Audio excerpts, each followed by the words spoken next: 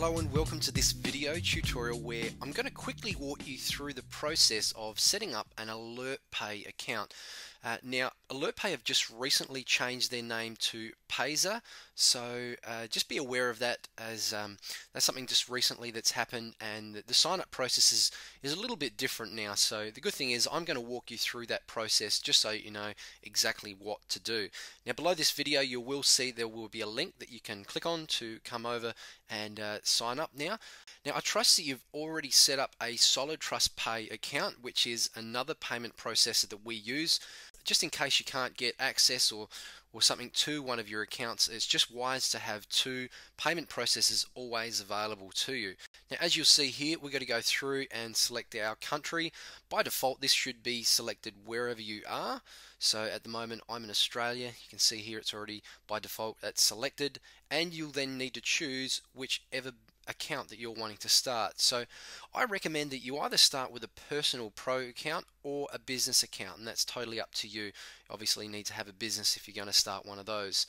Now, for today's example, we're just going to go through and select a personal pro account and click on the select button.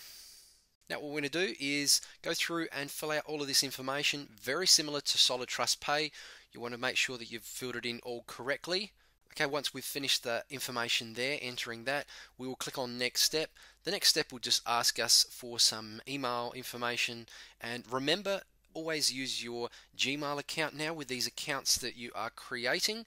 So you can fill out that information, and once you've done that, you'll get an email from Payza, either in your inbox or your spam. You just need to find that, and from recollection, I still believe they have a confirmation link that you need to click on within that email, and also you'll have to add a verification number which you'll need to put in that page once you arrive there. So that's still quite a simple process, very similar to Solid Trust Pay. Now what we're going to do, I'm going to log into one of my accounts so you can see exactly what it's like inside. Okay, now that you can see I'm logged into one of my Payza accounts, this is actually a business account and it's been verified. Now, for many of you, you will be using a personal pro account. So what I'm going to do is three things here. I'm firstly going to show you how to add a credit card. Then secondly, I'm going to show you how to validate that credit card. Essentially what that validation does is list the deposit limit from $500 a month on that credit card to $1,000 a month. And that's something that they've just done recently, Payza, so that's quite good. You can actually now deposit up to $1,000 a month per credit card that you have on file when it's been validated. And now the third thing I'm going to show you is how to add funds to your account. So firstly, we're going to go over to the green button, my Payza account. We're going to select my credit cards. Now, as you can see here, I have one card on file. Now that card has not been validated. Don't get that confused with verified. This business account has to be verified before it can actually even be used.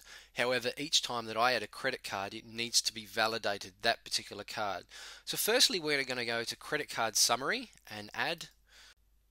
So if I was adding a new credit card, I would enter these details.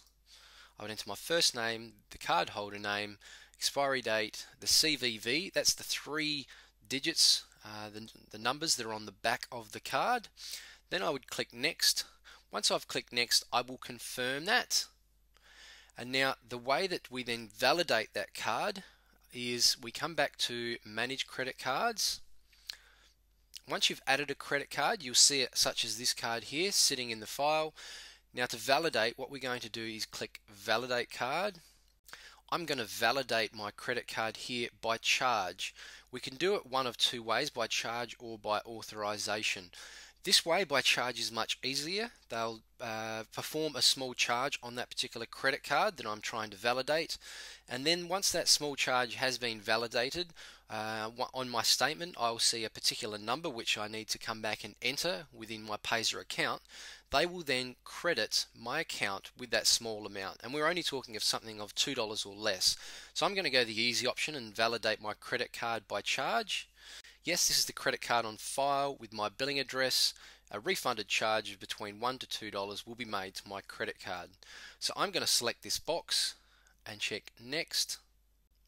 Now what you'll see on this page here is it's loading the particular bank wherever that card is from.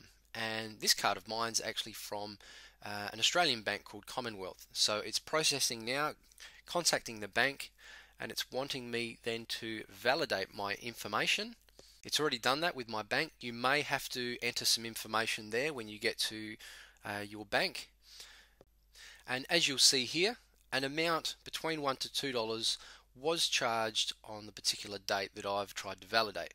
Now what I need to do is within the next 2 to 3 business days I need to go check that account on my credit card and see the charge from Payza and enter the credit card charge amount. So for example today it may have been $1.24. If it was $1.24 I will enter this and then enter the code. Once I've entered that code, the credit card will be validated.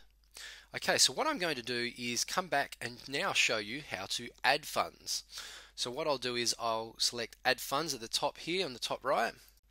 I will select credit card because this is the way that we're funding by credit card. We recommend this over bank wire or bank transfer just due to the fact that there's quite big fees that are involved here and it takes a long time for the transfer to be done as opposed to immediately with a credit card.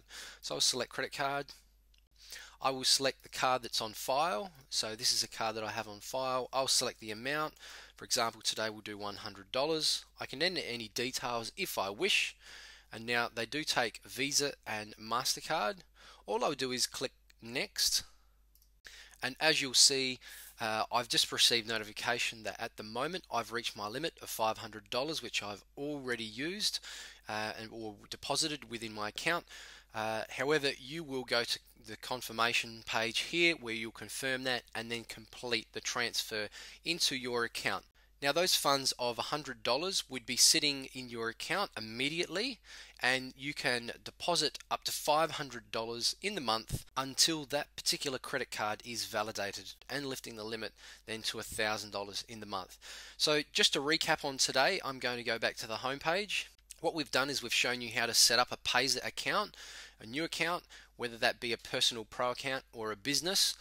The second thing that we did is we showed you how to add a credit card by selecting the My Payza account, My Credit Cards, and entering a new credit card here. The third thing we showed you is how to validate your credit card. So if you come here to manage credit cards again, we would click this validation button, which would then go through and we would validate our credit card. Once we've got that validation amount within the next 2 to 3 days as seen on our credit card statement, we can submit that amount there. And the fourth thing I showed you is how to add funds, which is on the top right area, add funds. You can use that credit card up to $500 like I was saying until it's validated, then you can add $1,000 per month. So that's all of the steps for setting up and funding your Payza account.